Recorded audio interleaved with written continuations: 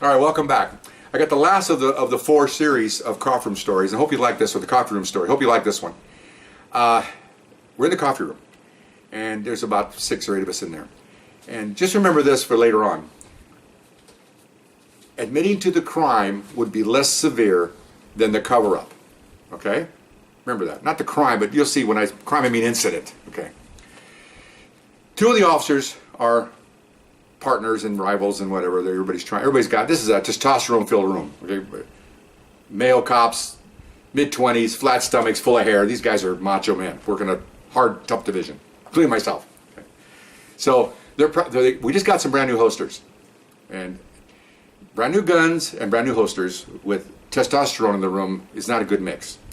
So they're sitting across from each other. And one guy says, oh yeah, well I shot this at the shooting range. Oh, that's fine. What a great holster. Look how fast they are to get the gun out. Oh, that's pretty fast. Oh, try yours. That's pretty good. And I'm sitting there, come on, you guys, we're on reports. All of a sudden, oh, and this is also 4th of July time. Okay, so people have been lighting firecrackers all over the place. You know, you grab firecrackers off a kid, don't have those firecrackers, and you go back to the station and line them down in elevator shafts and throw them at sergeants and do all kinds of stuff. That's what we do. Okay, anyway. So they're doing this quick drawing. Well, one of the officers takes his gun out to quick draw, and it goes off, okay? Across the room, it shoots the other guy through the fatty part of underneath his thigh, through and through, okay? Hits the linoleum. I know that because I saw what it did, and I covered it up. Hit the linoleum and fired underneath they call the toe splash, you know, the little intended side under a cabinet, and the bullet's gone.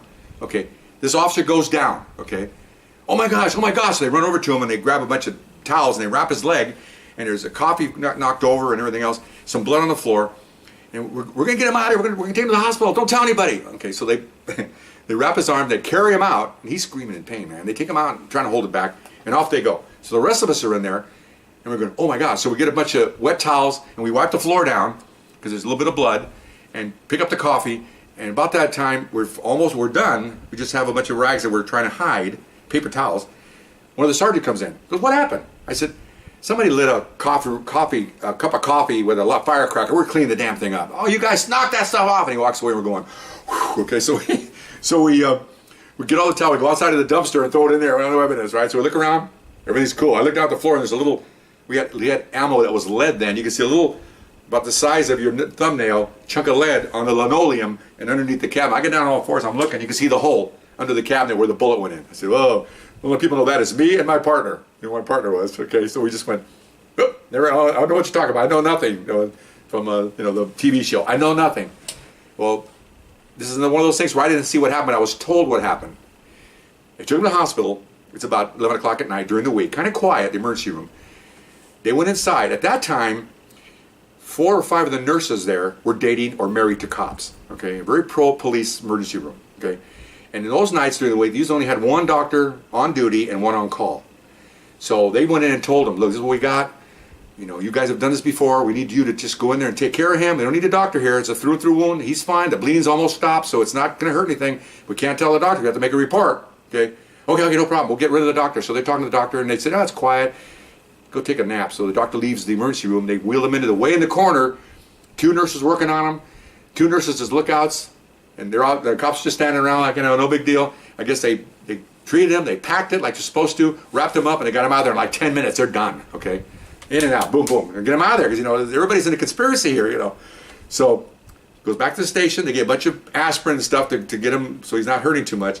And I'm back at the station. He comes in. He's limping. I go, oh my gosh. He comes in and he goes, I'm okay. And this guy the guy that got shot was a great guy. Oh God, he just passed away. Great guy. He goes, I'm okay. So he limps to the watch commander's office. He goes, hey Sarge. He just kind of leans in, so he hides his leg. Of course, he's covered in clothing. He's not. I don't feel too good. I might have got the flu. Can I go home early? It's like a half an hour before the shift. He goes, yeah, get out of here. Give somebody the flu. Get out of here. Okay, so now he's free. He goes.